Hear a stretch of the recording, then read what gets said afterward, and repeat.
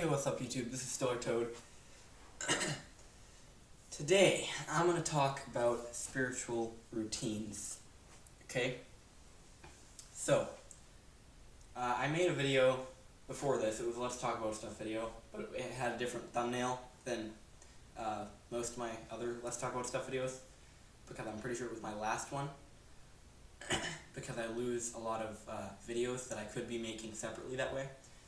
Anyway, so the last video, right before this, I was talking about resonation and how some people use resonation as an excuse to not do stuff they don't feel like doing and to not actually evolve in any way.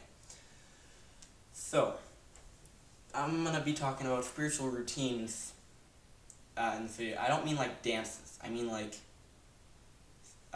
systems of kind of like exercise, but for your spirit, I guess. So, first, the very most important thing, if you're trying, okay, the purpose of this spiritual routine that I'm going to talk about in this video is to develop psychokinetic abilities, or basically being able to project your mind in a way that can manipulate the material or ethereal world. So, if you're trying to do that, then for a spiritual routine, or a system of getting better at something, the first thing that you should do, and you should try to do it at least once or twice a day for about 15 minutes at a time, is meditating. Okay, and if you can go longer than 15 minutes, maybe 30 minutes or an hour, which I can't yet, then that's even better. Because, I don't know, meditation just is good. I didn't prepare an explanation for why it helps with psychokinetic abilities, but it does. So the very most important thing is to meditate every day, every single day, okay? And maybe you want to do it when you wake up in the morning, then you want to do it before you go to bed at night, okay? But you want to do it every day for at least 15 minutes at a time or longer. So the next most important thing is to integrate shadows in your mind so that things aren't subconsciously controlling your actions. It's basically becoming aware of your subconscious mind, okay? So that's the second most important thing. It's just removing psychological blockages. And the third most important thing, or the third step, these are all quite equally important, but anyway, the third most important thing, or the third step, which is related to the second step, is opening your chakras, okay? Emotional blocks are actually the thing that keep your chakras from staying opened from birth, okay? And basically, opening your chakras after you've removed emotional blockages it's kind of like a pipe gets clogged up, okay? That's your kundalini. And so it stops actually flowing the water.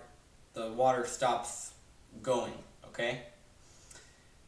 And when you remove the blockages in the pipe, or the kundalini, the energy doesn't really want to flow yet. You have to actually train making that energy flow through your 7 primary chakras, so you have a lot more. So, yeah, third step is opening your chakras. That's a very important step, especially your heart chakra and your third eye, and your solar plexus. Those are 3 very important chakras if you want to have psychokinetic abilities. And then, I had an order to this, hang on. So the fourth step is actually practicing. This is a lot like actual exercise, practicing manipulating energy. Okay, you can see static in the air. Most of you probably know what I'm talking about. There is static, or some type of invisible material in the air, but you can see it when you have even just a slightly open third eye. That's the ether.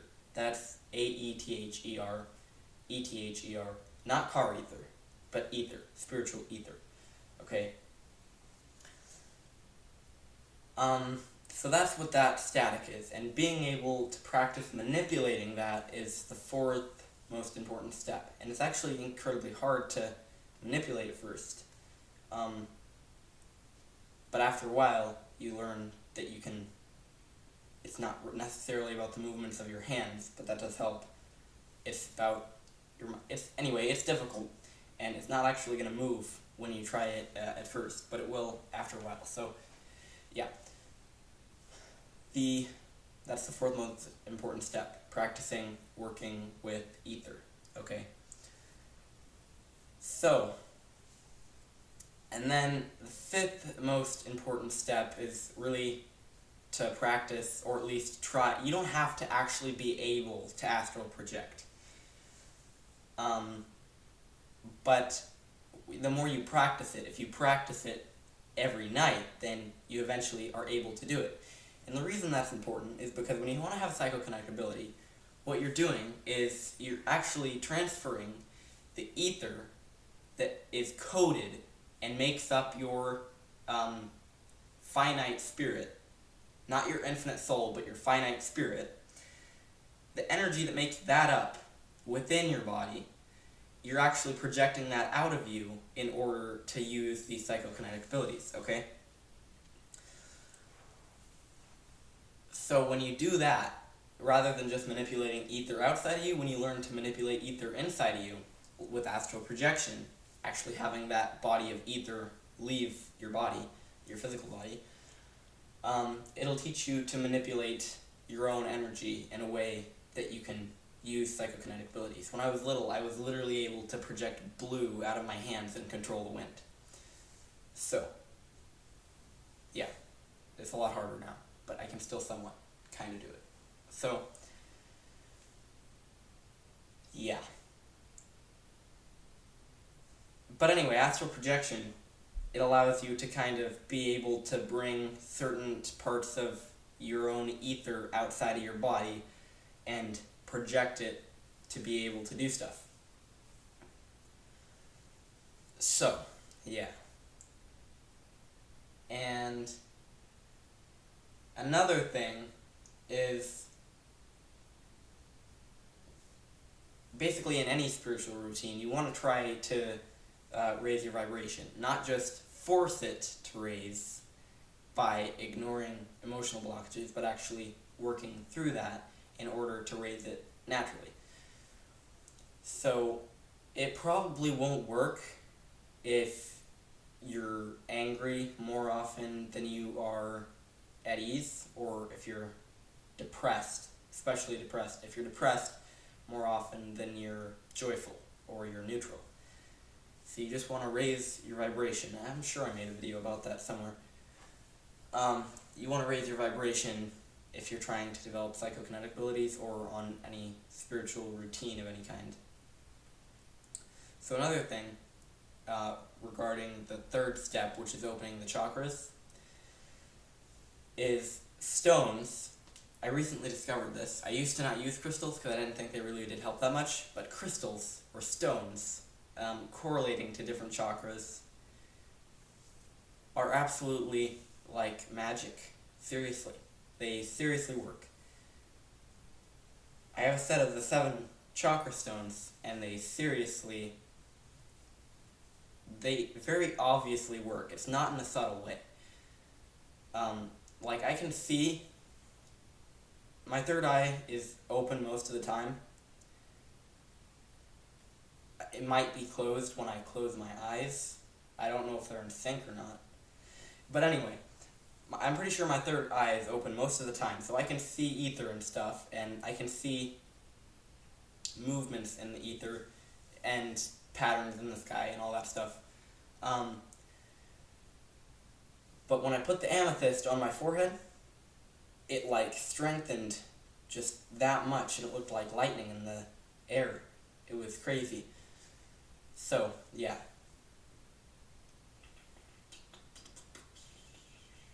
Yeah, I think that's the end of this video. I hope you enjoyed the video. That is that was how, what am I going to call this video? Hang on. The video is not over yet. It's not over yet. Okay, because I told you about the spiritual routine that I'm doing, meditating every day and blah, blah, blah, blah, blah. But if you're not trying to develop psychokinetic or magical abilities in some kind of way, some aspects of that routine wouldn't be as helpful, such as learning to manipulate ether. If you're just kind of on a path to trying to learn more and learn wisdom and stuff, then being able to manipulate ether won't really help you. But astral projection will, because you can leave your body and go outside of ordinary places in this universe. You can go to other universes, you can go to other places, and everything, and you can learn different things. You can go into space and do stuff. So anyway, yeah. So you really to develop your own spiritual routine for whatever you're trying to do, you just have to develop it yourself, because nothing is really coming to mind, like other things, other ways of doing a spiritual routine. So yeah, I hope you enjoyed this video. This is Still Show. Leave a like, subscribe, and comment. Goodbye.